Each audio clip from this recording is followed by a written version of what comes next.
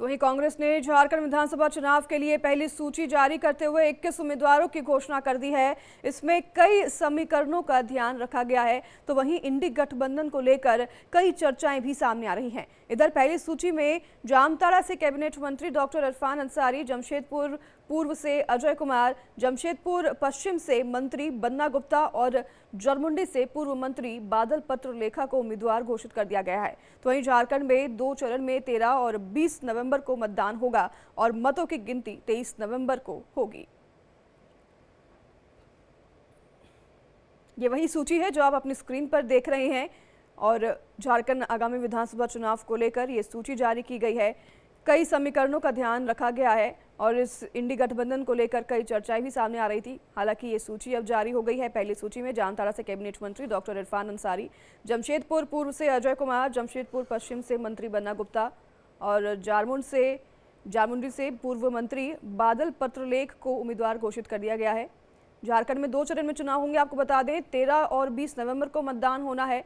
तो वहीं 23 नवंबर को नतीजे आएंगे।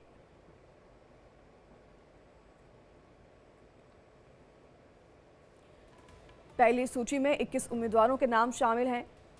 कई मंत्रियों की साख भी दांव पर लगी हुई है। विधानसभा चुनाव में झारखंड में 13 और 2 नवंबर को 2 चरणों में मतदान होना है।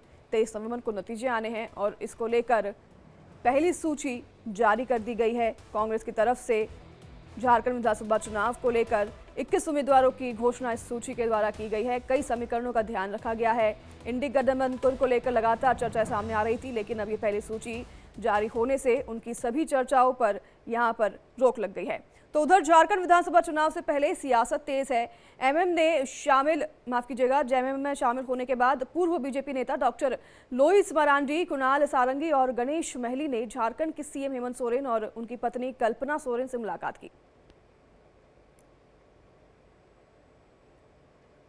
पार्टी को जो हम इतना लंबा समय दिए और हम कभी रात को रात नहीं माने, अनवरत हम जनता का सेवा करते रहे और पार्टी का कोई भी निर्देश हमने बहुत ही ईमानदारी से पालन किया, बहुत ही ईमानदारी से।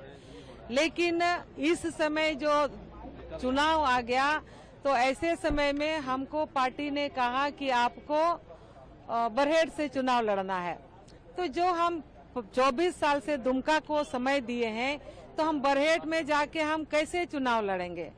हम वहाँ का कुछ नहीं जानते हैं। दुमका में हम एक एक चीज जानते हैं, दुमका के आसपास का एक एक चीज जानते हैं, लेकिन बरहेट से हम लोगों का आना जाना कभी रहा नहीं है। तो हमने इसीलिए कह दिया भाई हम बरहेट से चुनाव नहीं लड़ेंगे, नहीं लड़ सकते हैं।